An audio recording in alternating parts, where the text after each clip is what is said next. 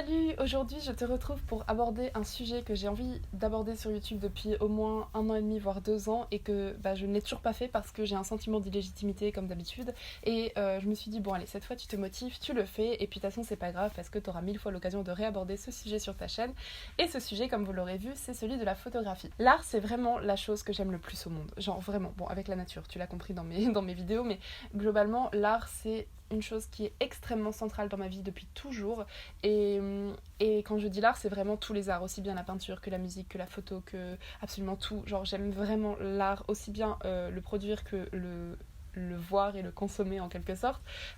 C'est vraiment ma plus grande passion, j'adore l'art et je ne veux vivre que d'art et en ce sens j'ai envie de toucher un petit peu à tous les arts. Je fais cette vidéo parce que typiquement la photographie c'est un des arts que j'aime le plus, c'est un des arts surtout qui me touche le plus je dirais, qui me passionne le plus et pourtant c'est pas forcément celui que je pratique le plus parce que c'est l'art qui me donne le plus gros sentiment d'illégitimité parmi tous et vraiment je ne mâche pas mes mots parce que je trouve que être photographe aujourd'hui c'est quelque chose d'extrêmement compliqué et dans cette vidéo je vais t'expliquer pourquoi et je vais partager avec toi pas mal d'interrogations que suscite chez moi en fait la question de la photographie. Premièrement, qu'est-ce que c'est que la photographie ? Déjà, c'est quelque chose d'extrêmement difficile à définir. Parce que la peinture, à la limite, c'est assez facile. Tout le monde voit ce que c'est que de la peinture et t'as pas forcément... Quand tu vois un tableau, tu vois à peu près si c'est fait par quelqu'un qui maîtrise à peu près la peinture ou si c'est quelqu'un qui a fait ça juste pour le plaisir.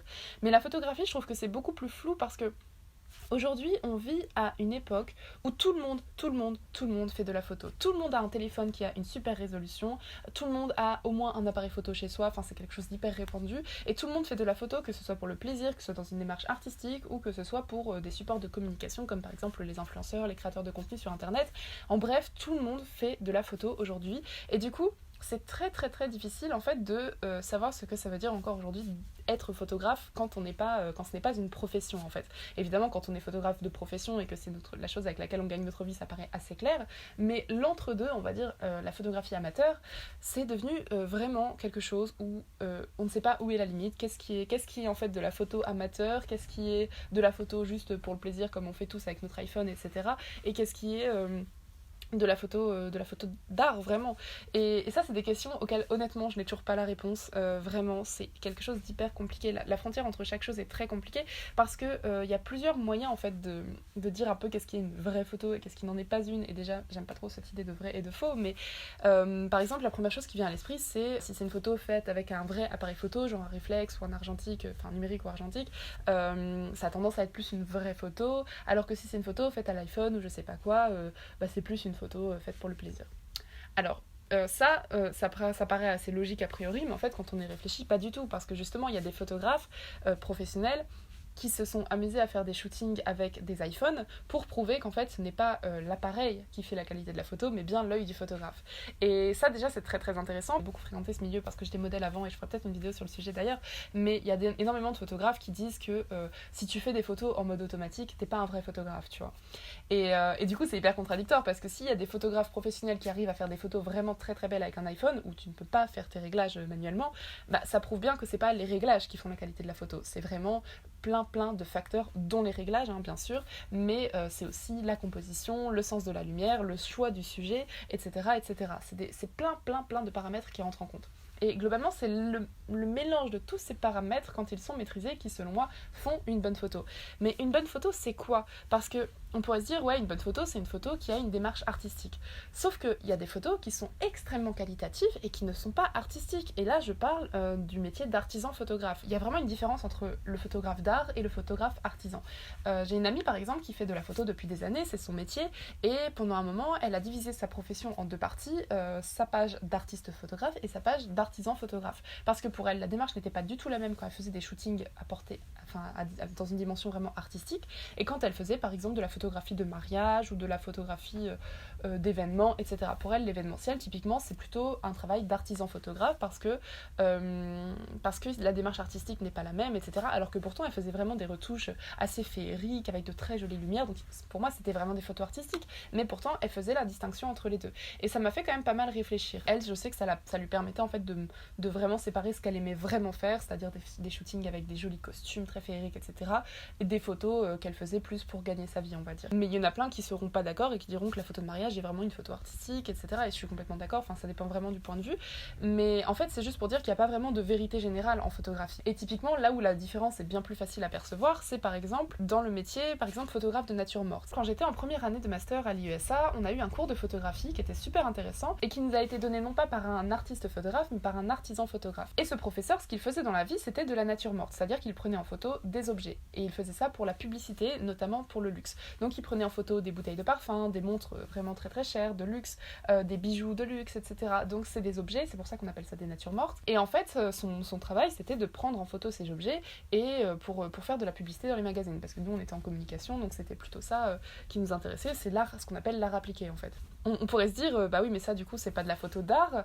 Mais pourtant, la démarche derrière ça, mais c'est impressionnant. En fait, il nous avait invités à aller voir son atelier et il nous a expliqué un peu comment il faisait, par exemple, la photo d'une bouteille de parfum ou d'une montre de luxe. Il nous a expliqué à quel point la lumière comptait sur chaque petite arête, sur chaque micro-particule de la matière de la montre ou de la bouteille de parfum, c'est-à-dire qu'en fait il faisait une photo pour chaque rayon de lumière qu'il fallait avoir, et en fait une photo de pub de luxe, c'est une photo reconstituée à partir de plein de photos différentes, c'est-à-dire que chaque arête de la bouteille de parfum doit être faite pour avoir la lumière idéale dessus, et une montre typiquement, comme il y a plein de matériaux différents, il y a le verre, il y a le métal, il y a ceci, etc.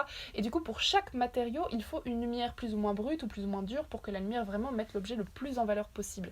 Donc vraiment, ça a beau ne pas être une photo à vocation artistique, il y a quand même une démarche créative derrière qui est impressionnante, aussi bien dans le shooting que dans le post-traitement qui prend des heures et des heures. Enfin, c'est un truc de dingue, quoi. Et depuis que j'ai eu ce cours-là, je ne regarde plus du tout les publicités dans les magazines du même œil parce que vraiment, maintenant, je suis vraiment fascinée par la manière dont c'est fait. Et c'est pour ça que quand on voit un objet de luxe dans un magazine, ça n'a jamais rien à voir avec l'objet réel, parce qu'il est mis en valeur d'une manière, d'une précision qu'on n'imagine même pas quand on ne l'a jamais vu, quoi. Et ça, évidemment, c'est comme tout, la pub, ça fonctionne comme ça, parce que en photo, on est beaucoup plus exigeant quand on voit une photo que quand on voit un objet réel. Donc pour moi, c'est pas du tout choquant, mais en tout cas, le procédé créatif m'a vraiment passionnée là-dedans.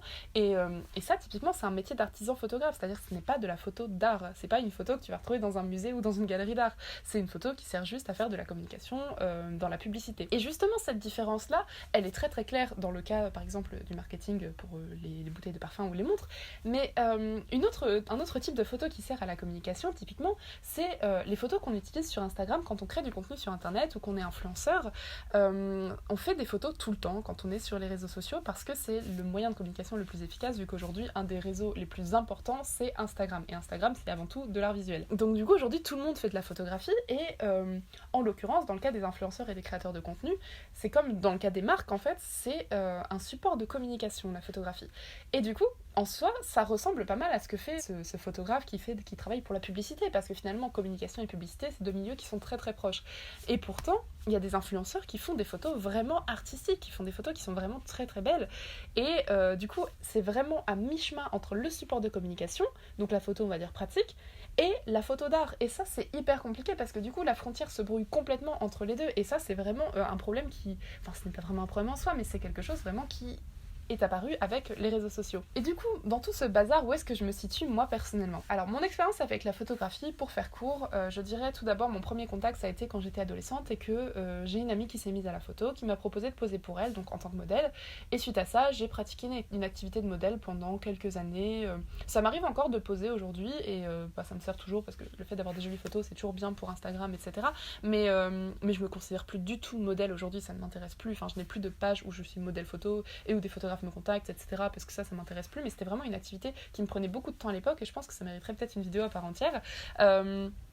Mais du coup, voilà, j'ai commencé à découvrir la photo grâce à mes amis photographes qui m'ont proposé de devenir modèle et j'ai eu cette activité de modèle pendant quelques temps, ce qui fait que je suivais beaucoup de groupes et de photographes, etc., que je voyais un peu quels étaient les débats, les échanges, les histoires un peu dans ce milieu, parce que comme dans tous les milieux artistiques, il y a énormément de compétitions, d'histoires, de gens qui se tirent dans les pattes, etc. Donc c'est pas un milieu hyper agréable comme tous les milieux artistiques, mais c'était très intéressant du coup d'avoir l'occasion de le fréquenter. Donc ça a été mon premier vrai contact avec la photographie, je dirais. Ensuite, ça n'a pas vraiment changé, c'est-à-dire que j'ai commencé à pratiquer un peu, j'ai eu mon premier appareil photo réflexe quand j'avais, je dirais, 17 ans. C'est d'ailleurs l'appareil avec lequel je tourne mes vidéos aujourd'hui. Et ça a été c'était un rêve, vraiment, j'avais toujours rêvé d'avoir un appareil photo réflexe. Et je rêve toujours d'en avoir un. Je rêverais d'avoir plein d'appareils photo, mais comme ce n'est pas mon activité principale, j'arrive pas à consacrer le budget qu'il faut à ça. Donc pour l'instant, c'est un petit peu en stand-by.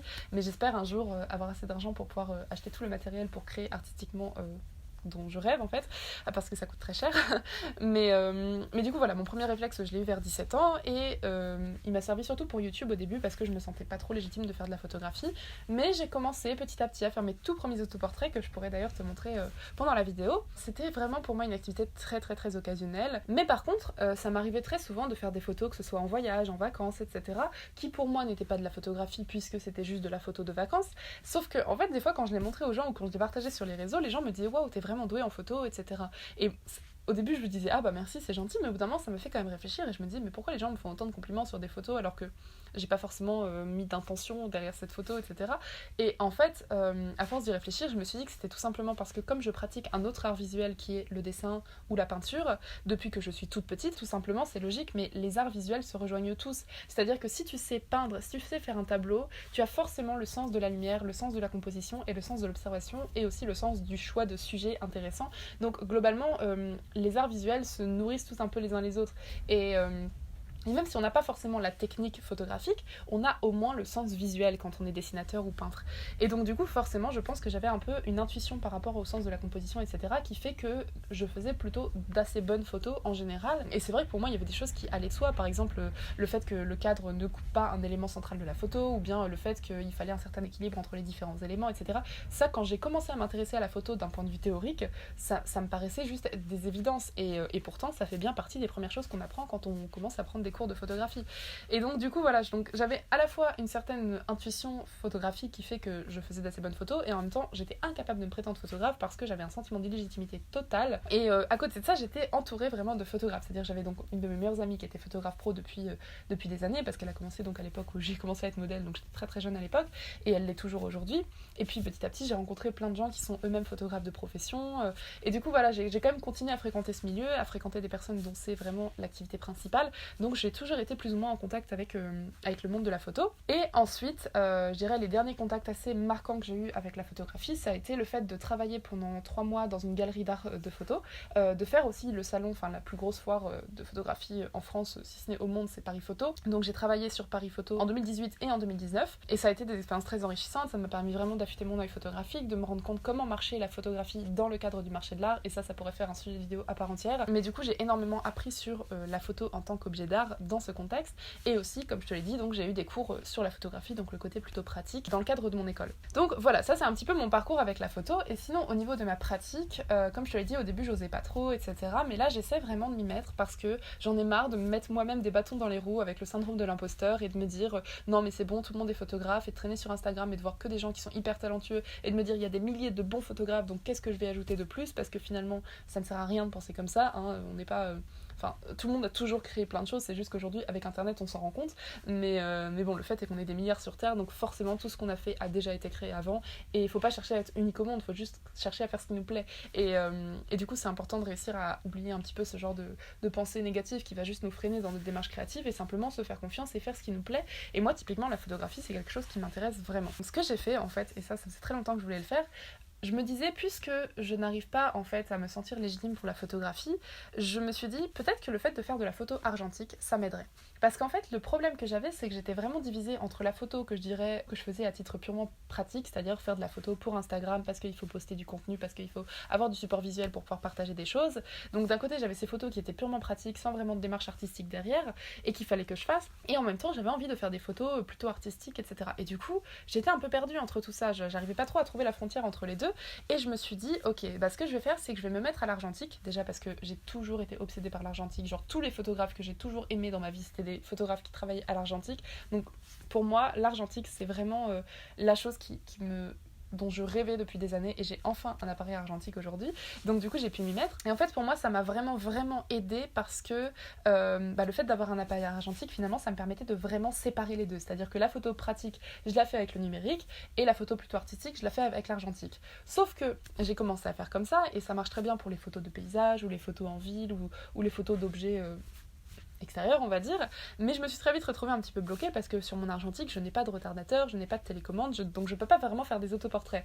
Et le problème, c'est que moi, ce que j'ai toujours voulu faire, c'est les autoportraits. Ça peut paraître très narcissique à première vue, mais je vous expliquerai pourquoi. Là, c'est juste que cette vidéo va être trop longue, donc je vous parlerai plutôt de ma démarche artistique dans une autre vidéo, une prochaine vidéo, dans laquelle je vous parlerai aussi de mes inspirations, etc. Parce qu'en fait, les photographes qui m'inspirent depuis que je suis ado sont notamment des photographes qui travaillent en autoportrait, donc c'est aussi pour ça. En fait, j'aime bien avoir une maîtrise totale de ce que je fais et j'adore la photo de portrait, donc du coup, j'aime bien travailler seule, c'est un peu ça la raison. C'est pour pouvoir vraiment créer l'objet seul de A à Z. Mais du coup, le problème, c'est qu'avec l'argentique, c'est hyper compliqué de faire des autoportraits. Ou alors, il faut que quelqu'un m'aide, mais c'est vraiment pas simple. Alors qu'avec le numérique, je peux rater ma photo, regarder ce que ça donne et reprendre. Mais avec l'argentique, vu que tu vois pas le résultat, bah, c'est hyper compliqué. Et donc, j'ai pas encore trouvé comment travailler en autoportrait avec l'argentique. Mais je vais essayer, je vais faire des tests. Et puis, c'est juste que, encore une fois, c'est une question d'argent qui me bloque parce que je pourrais faire des tests, je pourrais m'amuser si j'avais les moyens de payer des pellicules en illimité, mais ça coûte vraiment cher ces trucs-là. Donc, du coup, c'est compliqué. Aujourd'hui, j'en suis un petit peu là. Et là, j'essaie petit à petit donc, de faire des autoportraits qui sont plutôt artistiques avec mon numérique et en même temps de regarder un petit peu internet, de me former pour avoir un peu plus de sentiment de légitimité sur l'aspect technique, etc. Et du coup aussi de demander conseil, de regarder un peu ce que font les gens, d'essayer d'augmenter ma culture photographique. Donc ça, c'est venu notamment avec mon travail en galerie. Ça m'a permis vraiment d'élargir ma connaissance de la photo, notamment quand je suis allée à Paris Photo. Et donc j'essaie aussi de me cultiver, de consommer beaucoup de contenu en rapport avec la photographie pour petit à petit en fait me sentir plus légitime vis-à-vis de cet art. Je vais m'arrêter là pour cette vidéo parce que c'est un sujet extrêmement vaste et je vois pas trop comment tout dire en une seule vidéo, mais ça m'a permis d'introduire un peu le sujet de la photographie sur ma chaîne, chose que je voulais faire depuis très très longtemps, donc c'est chose faite. J'espère que cette vidéo t'a plu, n'hésite pas à répondre un petit peu aux questionnements que j'ai pu soulever dans cette vidéo et me donner ton point de vue sur qu'est-ce que c'est que la photographie, qu'est-ce que c'est que le rapport entre l'art et la photographie plutôt pratique, etc. N'hésite pas à débattre dans les commentaires parce que c'est vraiment un sujet qui m'intéresse, pour moi l'art c'est presque un sujet philosophique, et c'est même clairement un sujet philosophique, et typiquement la photographie en particulier, notamment à l'ère du numérique, du digital et des réseaux sociaux. Donc n'hésite pas à partager ton avis sur la question. Et en attendant, si tu veux voir un petit peu ce que je fais, n'hésite pas à venir me suivre sur mon compte Instagram. Je mets le lien en barre d'infos comme dans chaque vidéo. Et voilà, c'est à peu près tout ce que j'avais à partager aujourd'hui. J'espère que cette vidéo t'a plu.